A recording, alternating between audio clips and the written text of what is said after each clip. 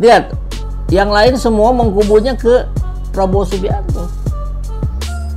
Jadi setiap masa ada orangnya, setiap orang ada masanya. Tapi yang pasti bukan sekedar itu, adalah LPJ-nya, ya laporan pertanggungjawabannya ini yang harus didengarkan langsung oleh rakyat di depan pengadilan. Kau, hei, kau, ya kau, kepentingan. Siapa yang main biarlah Republik ini? Siapa yang main pengkhianat Republik ini? Sekali lagi, siapa yang main bajingan Republik ini?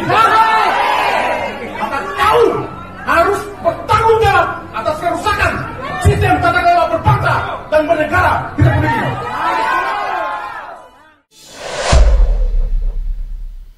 Bismillahirrahmanirrahim. Assalamualaikum warahmatullahi wabarakatuh. Selamat datang di ruang kedaulatan rakyat, di mana kebebasan berekspresi tak boleh dibungkam.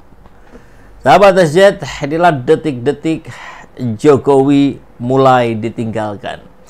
Pesta telah usai, telah berakhir dan akan berganti dengan pemimpin baru. Tapi pesta usai bukan berarti usai begitu saja. Tentu harus ada laporan pertanggungjawaban. Bukan laporan pertanggungjawaban di depan DPR ataupun MPR, tapi di depan rakyat secara langsung. Karena DPR, MPR yang kemarin itu tidak merepresentasikan secara murni, secara utuh rakyat Indonesia.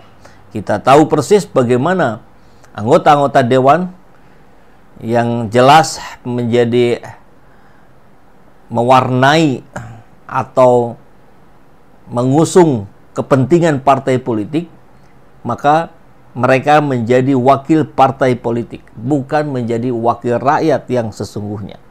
Harapan rakyat tidak didengar, tapi harapan ketum itu yang dilakukan. Sama seperti peristiwanya Arteria Dahlan, ya, dulu sering kita bahas nih. Orang ini mengundurkan diri demi cucunya Soekarno terpilih menjadi anggota dewan.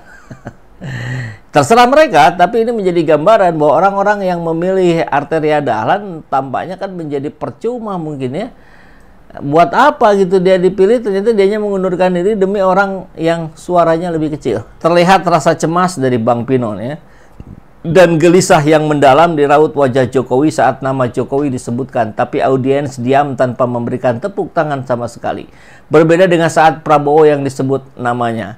Setiap orang ada masanya dan setiap masa ada orangnya. Mulyono sudah habis. Mari kita saksikan videonya dari awal. Yang terhormat Presiden Republik Indonesia, yang terhormat ini biasa pimpinan awal tuh yang tertua dan termuda tampaknya, ya. Wakil Presiden ke-6 Bapak Tri Sutresno, yang terhormat Wakil Presiden ke-10 dan ke-12 Bapak Yusuf Kala, yang terhormat Wakil Presiden ke-11 Bapak Budiono, yang terhormat Bapak Prabowo Subianto, Presiden terpilih Republik Indonesia,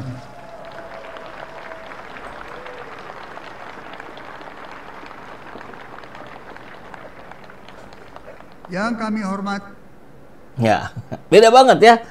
Bagaimana ke Jokowi dan ke Prabowo. Jokowi di awal, Prabowo di akhir. Cuman yang menarik juga ketika Prabowo disebut bukan sebagai Menteri Pertahanan, tapi sebagai Presiden terpilih. Kalau begitu harusnya wakil presidennya ada dong. Nah, ini kemana wakil presidennya? Nggak diajak. Ada apa? Ya tentulah kita tahu semua jawabannya, ya. Saya kira batal lah itu, ya. Kalaupun nggak batal ya naik sebentar lah, nanti kemudian di-impeach.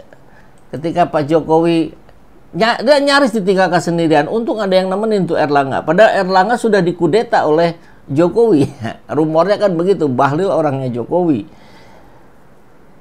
Didorong dengan sprindik. Lihat, yang lain semua mengkubunya ke Prabowo Subianto. Jadi setiap masa ada orangnya, setiap orang ada masanya, tapi yang pasti bukan sekedar itu adalah LPJ-nya, ya laporan pertanggungjawabannya ini yang harus didengarkan langsung oleh rakyat di depan pengadilan. Nah, itu ya. Nah, coba kita lihat apa saja sih yang menjadi persoalan Jokowi di mata rakyat Indonesia, tentu diwakili oleh tokoh-tokoh nasional yang kemarin berkumpul di acaranya diinisiasi oleh Bang Faisal Assegaf. Coba kita lihat nih, Ruslan Buton.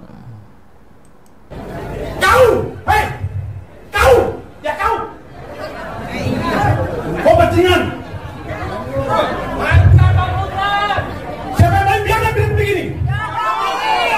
Siapa yang paling pengkhianat di Republik ini? Sekali lagi, siapa yang paling bajingan di Republik ini? Maka kau harus bertanggung jawab atas kerusakan sistem tata kelola berbangsa dan bernegara di Republik ini. Waktu itu tinggal sedikit. Hari ini orang Indonesia yang paling tidak bisa tidur, yang paling tidak bisa makan enak adalah Mulyono. Begini barang dia. Dan satu hal yang perlu saya sampaikan, waspadai. Mungkin dalam kurun waktu dekat, tidak sampai tanggal 20, dia bisa menghilang. Maka semua harus pasang mata dan pasang telinga. Jangan biarkan dia lepas. Hancur bangsa ini. Dia tidak bisa membalas kerugian negara dengan hanya meminta maaf. Dia tidak bisa membalas kerugian negara dengan melaksanakan doa atau sholat tobat. Tidak bisa. Penjara pun tidak bisa mengurangi tebusan dosa-dosanya. Oleh karenanya seluruh anak bangsa waspada. Sebelum tanggal 20 ada kemungkinan dia melarikan diri. Oke, itu saja yang saya sampaikan. Tetap semangat bahwa kita pasti akan bisa menyelamatkan bangsa yang besar ini demi anak cucu kita.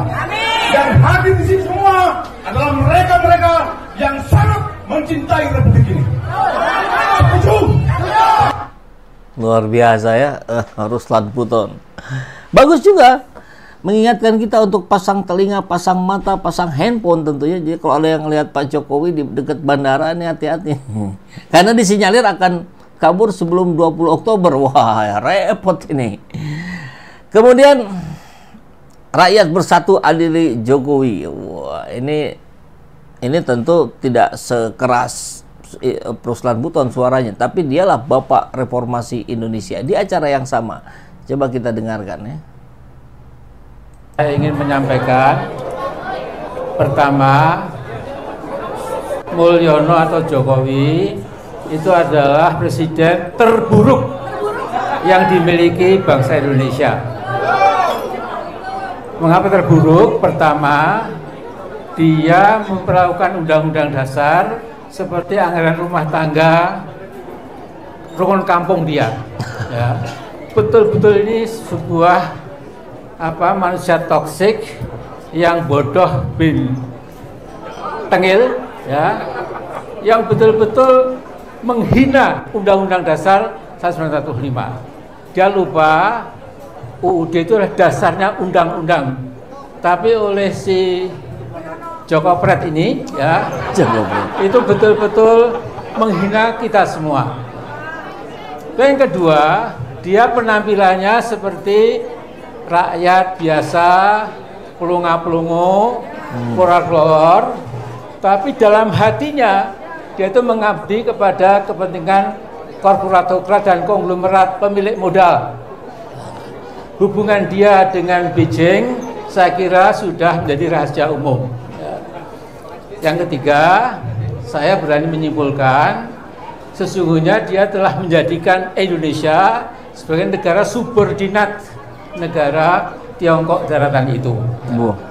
Jadi sesembahan dia itu bukan Allah yang Maha Kuasa, tapi adalah paman Xi Jinping, ya, yang dia adalah presiden Cina, kemudian juga sekretaris jenderal Partai Komunis Cina, kemudian juga kepala intelijen, kepala PLA, People's Liberation Army, angkatan militernya Cina itu, Dan ini sesuatu yang betul-betul memang menghina bangsa sendiri.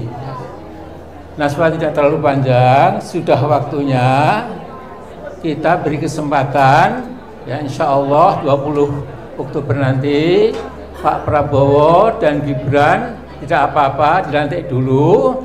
Setelah itu 21 Oktober kita akan gerakan rakyat untuk menjebol si Gibran tolol itu, ya, si buku apa itu, yang banyak kotor, ya, serba pornografi, ya, yang dipikir dia itu bukan negara kita, kemauan rakyat, keadilan, nggak ada, ya, tapi hanya maaf, ya, pokoknya kita tahulah, ya. Nah, terakhir kita jangan pernah lupa berdoa kepada Allah, ya. Jadi saya sering sekali mensitir ayat pendek dalam surat Ibrahim berbunyi, wa qad makaru makrohum wa indallahi makruhum wa ikana makrum litazula minhul jibal.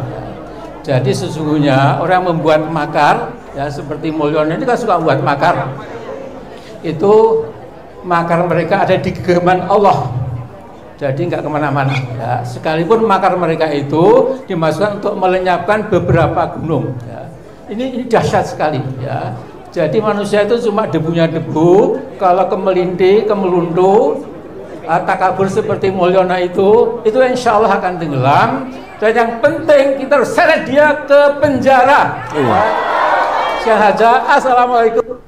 Luar biasa ya, Profesor Dr. Amin Rais.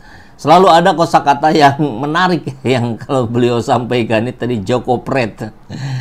Dan tentu ini menunjukkan IQ yang tinggi ya. Kalau orang IQ biasa-biasa saja nggak kepikiran juga bikin istilah-istilah baru. Nah, tidak kalah menarik juga dari pembicara yang berikutnya, masih di acara yang sama, ya, diinisiasi oleh Bung Faisal Assegaf dari Partai Negoro. Wah, ini partai umat. Jadi mulai berkoalisi juga nih partai-partai non pemerintah ya. Kita dengarkan dari Abraham Samad. Assalamualaikum warahmatullahi wabarakatuh. Selamat sore, salam sejahtera bagi kita semua. Waktu Bang Faisal Assegaf hubungi saya bahwa kita mau melakukan konsolidasi untuk menyeret, jangan pakai kata menyeret, membawa keluarga Mulyono ke meja hijau, maka saya bilang sama Bung Faisal, sampaikan sama Al Jazeera, ya, sama panitia-panitia lain, bahwa karena kebetulan kemarin waktu tragedi di Kemang, saya juga datang walaupun saya terlambat, dan saya melihat waktu selesai saya melihat para preman itu dibagi-bagikan duit, dan di situ ada polisi. Jadi saya bilang sama Bung Faisal, kasih tahu sama Al Jazeera besok, kalau misalnya acara ini tiba-tiba diintervensi oleh polisi, mudah-mudahan ada polisi di sini atau preman, dan kemudian meminta acara ini dibubarkan seperti kemarin, maka bilang sama mereka bahwa kita tidak akan pernah mau bubar dan acara terus dilanjutkan. Kita lawan. Ya, makanya saya bilang, Faisal kalau udah klub itu maka saya bersedia mengundang, karena terus terang kemarin saya kecewa sekali di Kemang karena ternyata hotel itu yang punya penakut. Kenapa saya katakan penakut? Ketika polisi sudah datang dan disuruh menghentikan. Oke. Ya. Oh, jaringan ya. Sayang sekali.